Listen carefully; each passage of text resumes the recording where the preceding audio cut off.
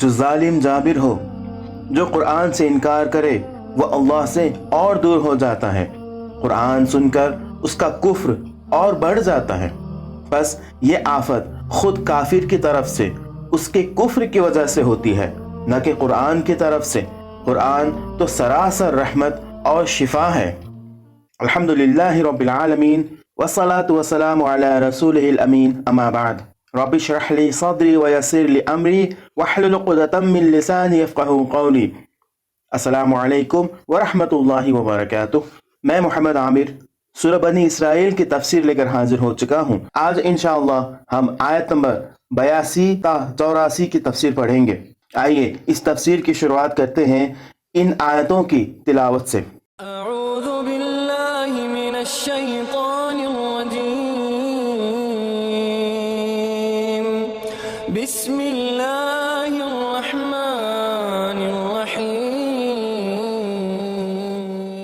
وننزل من القرآن ما هو شفاء ورحمة للمؤمنين ولا يزيد الظالمين إلا خسارا وإذا أنعمنا على الإنسان أعرض ونأى بجانبه وإذا مسه الشر كان يئوسا قل كل يعمل على شاكلته فربكم أعلم بمن هو أهدى سبيلا۔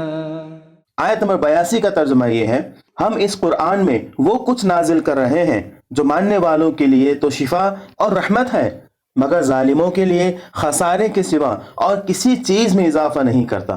یعنی جو لوگ اس قرآن کو اپنا رہنما مان لیں ان کے لیے تو یہ اللہ کی رحمت اور ان کے تمام ذہنی، نفسانی، اخلاقی اور تمدنی امراض کا علاج ہے، مگر جو ظالم اسے رد کر کے اور اس کی رہنمائی سے منہ موڑ کر اپنے اوپر آپ ظلم کریں، ان کو یہ قرآن اس حالت پر بھی نہیں رہنے دیتا جس پر وہ اس کے نزول سے یا اس کے جاننے سے پہلے تھے، بلکہ یہ انہیں الٹا اس سے زیادہ خسارے میں ڈال دیتا ہے۔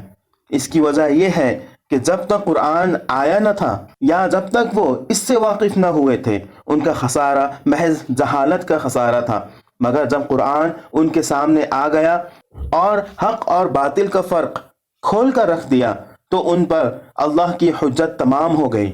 اب اگر وہ اسے رد کر کے گمراہی پر اصرار کرتے ہیں تو اس کے معنی یہ ہے کہ وہ جاہل نہیں بلکہ ظالم اور باطل پرست اور حق سے بھاگنے والے ہیں۔ اور اس بات میں بھی کوئی شک نہیں کہ انسان کی روحانی اور اخلاقی بیماریاں اس کی جسمانی بیماریوں سے بہت مشابہت رکھتی ہیں۔ دونوں طرح کی بیماریاں انسان کی دشمن ہیں، دونوں کے لیے ڈاکٹر، علاج اور پرہیز کی ضرورت ہے۔ دونوں طرح کی بیماریاں ایک سے دوسرے کو لگ سکتی ہیں، دونوں کا بنیادی سبب جاننا چاہیے اور دونوں کی اصل جڑ کو معلوم کر کے علاج کرنا چاہیے۔ دونوں طرح کی بیماریاں بعض اوقات ایسے مرحلے پر پہنچ جاتی ہیں کہ انسان کو لا علاج کر دیتی ہیں، البتہ اکثر مواقع پر یہ قابل علاج ہوتی ہیں۔ اسی لیے تو قرآن کو شفا اور رحمت کہا گیا ہے۔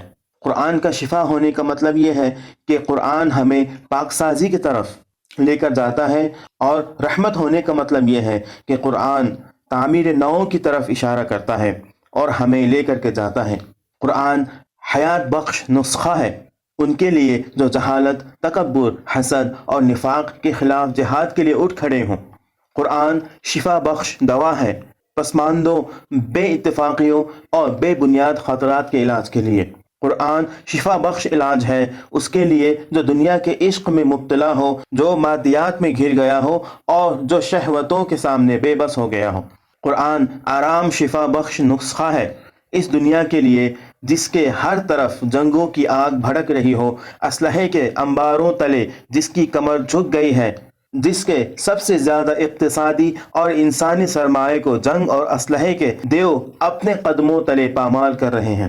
قرآن شفا بخش نسخہ ہے اس کے لیے جس کی خواہشوں اور ہوس کے تاریک پردے اس کے لیے قرب الہی کے راستے میں حائل ہو گئے ہیں۔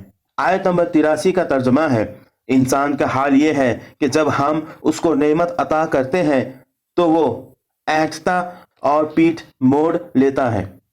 اور جب ذرا مصیبت سے دوچار ہوتا ہے تو مایوس ہونے لگتا ہے۔ یعنی یہ آیت غیر تربیت یافتہ انسانوں کی ایک نہایت گہری اخلاقی بیماری کی طرف اشارہ کر رہی ہے۔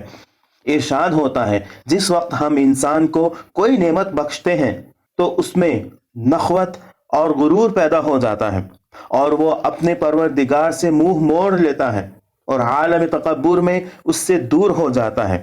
لیکن جب اس سے نعمت سلب کر لیتے ہیں یہاں تک کہ اسے چھوٹی سی پریشانی لاحق ہوتی ہے تو سر تا پا اس پر نا امیدی چھا جاتی ہے۔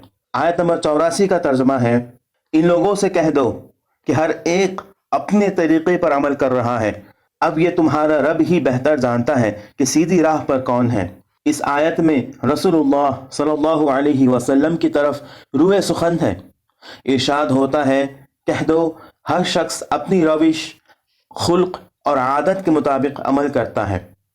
مومنین آیات قرآن سے شفا طلب کرتے ہیں اور رحمت حاصل کرتے ہیں، جبکہ ظالم اور ستمگر سوائے نقصان کے ان سے کچھ نہیں پاتے۔ کم ظرف انسان کہ جنہیں نعمت ملے تو مغرور ہو جاتے ہیں اور مشکل پڑے تو مایوس اور بدحال ہو جاتے ہیں۔ یہ سب کچھ اپنی طبیعت اور مزاج کے مطابق کرتے ہیں۔ یہ طبیعت اور مزاج انسان کے بار بار کے عمل کے زیر اثر بنتا ہے۔